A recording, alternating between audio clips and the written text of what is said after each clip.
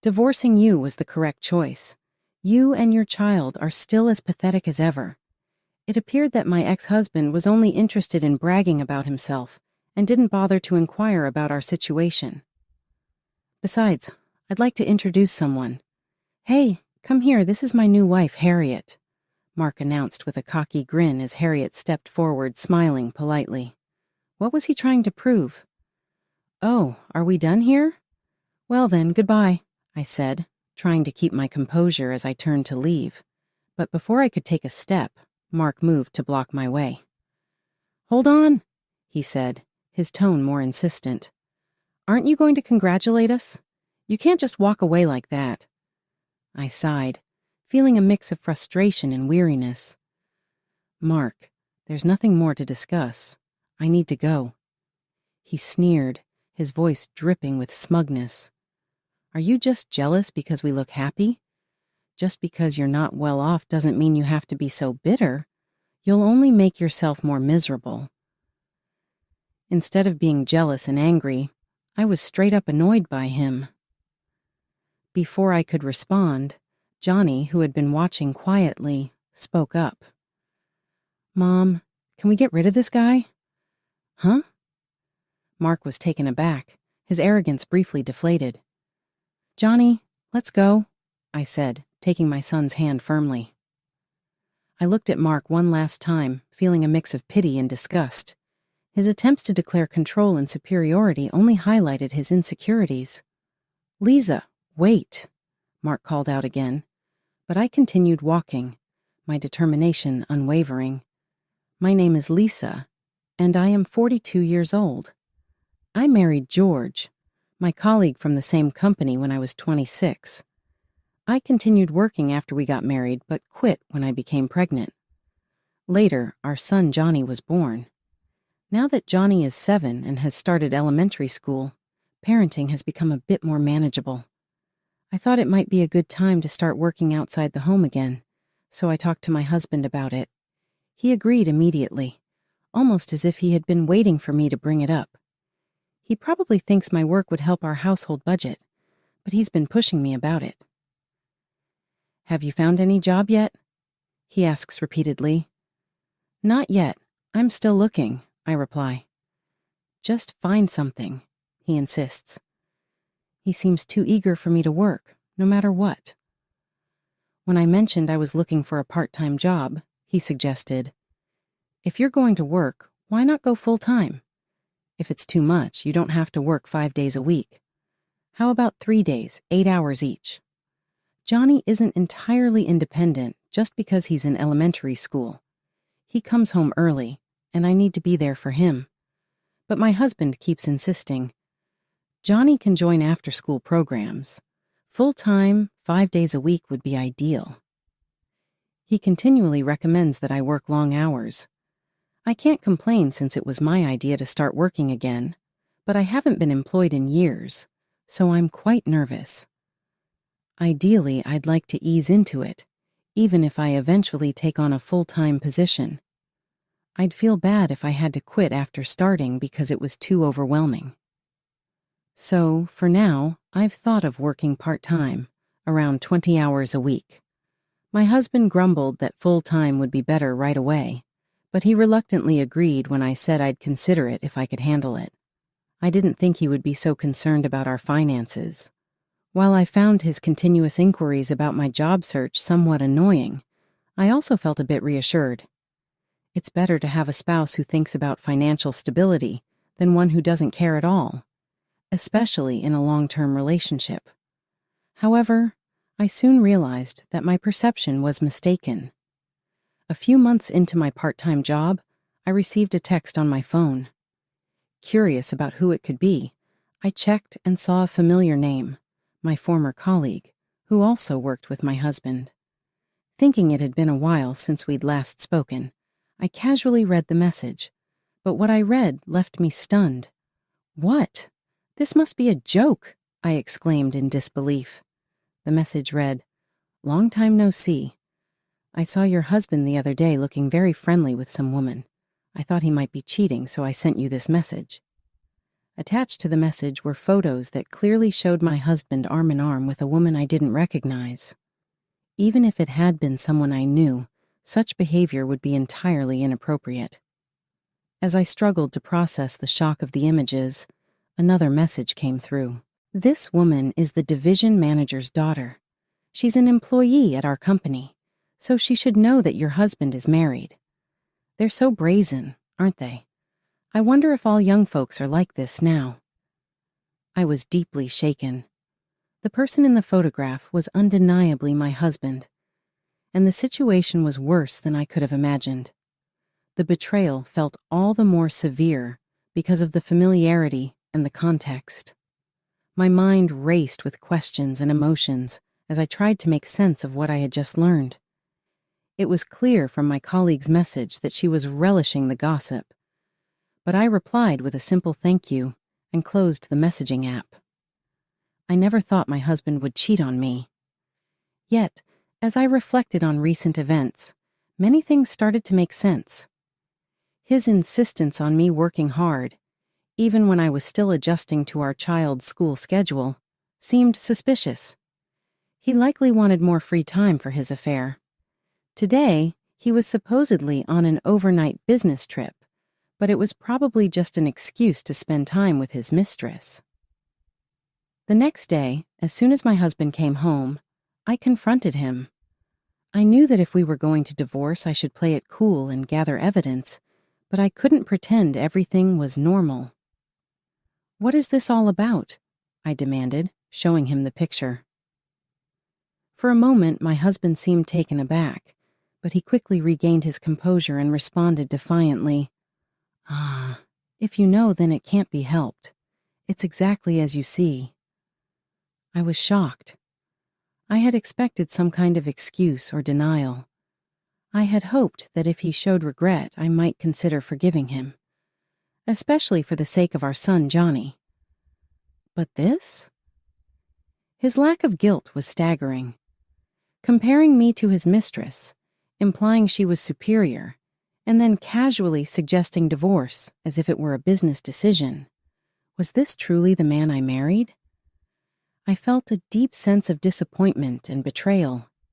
As I struggled to find words, he grew even more brazen. "Well, that's how it is. I think we should divorce. It's a bit sooner than planned, but I was going to tell you eventually, so this is good timing." His words echoed in my mind, leaving me feeling numb and utterly alone. The divorce brought a mix of emotions. On one hand, I felt a sense of liberation from the toxic relationship, but on the other hand, the reality of being a single parent hit hard. Despite the financial settlement, the burden of raising Johnny on my own loomed large. My ex-husband's selfish parting words echoed in my mind, reminding me of his lack of empathy. It was clear that his priorities lay elsewhere, with his pursuit of wealth and status overshadowing any sense of responsibility towards his child. While I was relieved to be free from such a toxic relationship, the challenges of single parenthood were daunting. With limited savings and the need to provide for Johnny, I had no choice but to return to full-time work. It wasn't an easy decision, but it was necessary for our survival. As I navigated this new chapter of my life, I found strength in the love and support of friends and family. Despite the hardships, I was determined to build a better future for Johnny and myself, one step at a time. The transition to single parenthood and full-time work was undoubtedly challenging, but with time, I found my rhythm. Johnny's growing independence and sense of responsibility eased the burden of household chores, allowing me to focus on my career and personal growth. As the years passed, I realized how much I had adapted and thrived in my new life. Johnny's maturity and willingness to help around the house were a testament to our resilience as a family. With his support, I found moments of freedom and fulfillment that I hadn't experienced before. Looking back, I couldn't help but feel grateful for the decision to end my marriage. Despite the initial hardships, it opened the door to a life filled with opportunity and personal fulfillment. I had reclaimed my independence and found a newfound sense of happiness and contentment that I never could have imagined in my previous relationship. In the end, I realized that sometimes the hardest decisions lead to the greatest rewards. My journey as a single parent had its challenges, but it also brought immense growth and happiness, and for that, I will always be grateful. Running into my ex-husband was quite an unexpected encounter. Despite the passage of time, it seems he hasn't changed much. I planned on ignoring him, but he stood in front of me and started talking. "It's been a long time, isn't it, Lisa? You've aged." His insensitive comment about my appearance was certainly uncalled for. Is this what you say to someone you haven't seen in a while? A person with normal sensitivity would never say that to a woman. I replied annoyedly, "Oh, that reminds me." "Let me introduce you," George remarked, beckoning over a woman browsing clothes in the distance. The woman approached, and I immediately recognized her. I had seen her in a photo before. She was George's new spouse, Harriet. "Meet my wife, Harriet. She's much more stunning than you, isn't she?" He presented his new wife to me. Is this man crazy? This woman stole my husband while we were married. I'm relieved we're no longer together now, but at the time it was shocking, and I did harbor resentment. I have no favorable opinion of her whatsoever. "Oh, is that all? I'm short on time. Goodbye," I stated, feeling extremely displeased. Naturally, I didn't even acknowledge the woman, let alone extend a greeting. "Wait a moment," George interjected, blocking my path once again. "Stop it. Are you envious because we appear happy? You're not just lacking in wealth. Don't let bitterness consume you. It'll only make you more miserable." My ex-husband assumed I was discontented. "Mind your own business. I'm perfectly content, so kindly leave me be. The most unfortunate thing lately is having to converse with you." Even though I asserted my happiness, my ex-husband remained unconvinced and needlessly bragged about my circumstances. Well, happiness is subjective, but financial struggle doesn't breed happiness. Don't strain yourself. It's likely impossible for you to find a new partner given your circumstances. As your ex-husband, I'm concerned about you, you know. As he spoke, my ex-husband's expression contradicted any genuine concern. He was openly mocking me. Glancing at his wife standing beside him, she too wore a smirk, seeming to derive amusement from my situation. "I'll never befriend this woman. She thrives on belittling others." "I told you, you're far superior. Have some faith in yourself," George remarked, seemingly ingratiating himself with his current wife. Well, he did get a promotion thanks to his current wife, so he's likely trying to curry favor whenever he can. He truly is despicable. You truly are the lowest caliber of woman. I can't believe how you managed to marry him. My ex-husband's wife insulted me, despite our recent introduction. I wanted nothing more than to leave the scene before I could walk, but my ex-husband blocked my path, preventing my escape. Let me make it clear, we're still deeply in love, so any chance of getting back together is non-existent. "Don't hold out hope for something," my ex-husband declared, indulging in some wild fantasy. He seemed to believe I was still pining for him, even though it's been 7 years since our divorce. His mind is so consumed by delusions that I couldn't find words to respond. As I struggled to comprehend my ex-husband's absurd delusions, he appeared convinced of his righteousness. Hey, cat got your tongue? Being a sought-after man is tough. What's sought after about the appearance of a middle-aged man? I'm beyond angry. I'm starting to feel nauseated. When I remained silent, my ex-husband attempted to continue speaking, but Johnny intervened. "Mom, can you get rid of this guy?" "Huh?" My ex-husband was taken aback by Johnny's unexpected words. It seemed Johnny was furious, referring to me as "this guy" instead of Dad. "Well, it doesn't matter. But what do you mean? You're in middle school now. Focus on your studies, boy," George retorted, condescendingly addressing Johnny as well. It's unforgivable that he's mocking my son, too. I was on the brink of exploding with rage at my ex-husband when I heard a voice calling out to me. "Hey, what's going on here?" A man approached, inquiring. My ex-husband froze upon seeing the man's face.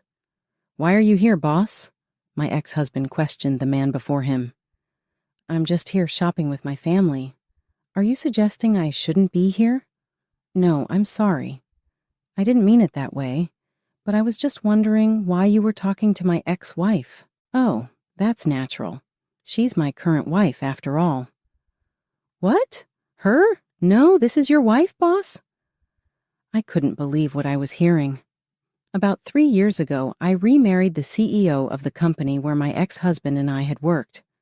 The CEO, Steve, had lost his wife years ago, and we became close after my divorce. Our relationship started unexpectedly. I was shopping at a supermarket when Steve approached me. I knew him from my time at the company, but I never thought he would remember an ordinary employee like me. It turns out he did, likely because I worked at the reception desk. "It seems your marriage didn't work out, but I'm sure you'll find someone better soon," he said kindly. "CEO, I'm glad you remember me, but don't worry about me. I'm all right," I replied, trying to put on a brave face. I had been divorced for less than a year at that point, and his words struck a chord. Steve, with his life experience, saw right through me. Divorce takes more than 3 times the effort of marriage. Even if you divorce smoothly, it's tiring. I've never been divorced, but I felt utterly unmotivated when I lost my wife to death. When a man and woman who once loved each other part ways, that's just how it is. So you don't need to put on a brave face. Steve's words softened my heart. I was feeling a whirlpool of emotions like loneliness and emptiness at the time, despite being glad to have separated. He handed me his business card and said, "If talking to someone like me helps, I'll be there. We can go for dinner whenever you like." It took me about 2 years to get the courage to contact him, but when I did, he made time for me despite his busy schedule. We had dinner together, and I found him easy to talk to as he was admirable. As time passed, we became good friends. Then, about a year after we started seeing each other regularly, Steve proposed to me. "You're kidding, Steve. Don't joke around," I laughed, thinking it was the alcohol talking, but he was serious. "At first, I wanted to encourage you after your divorce, but being with you calms me down.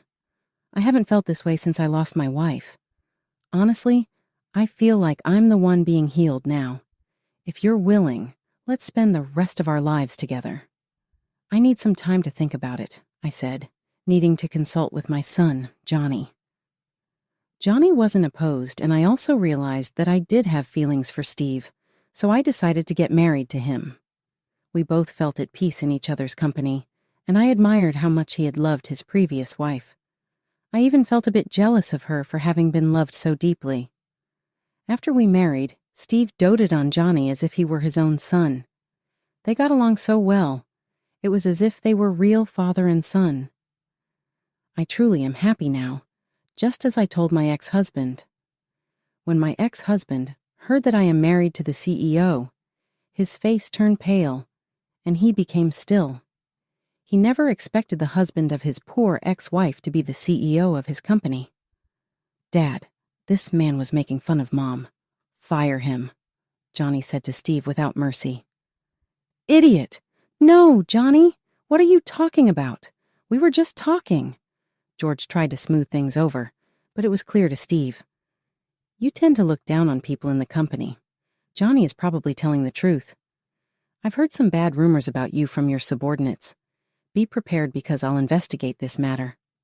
I never anticipated Steve would take Johnny's words seriously and probe into George's transgressions within the company.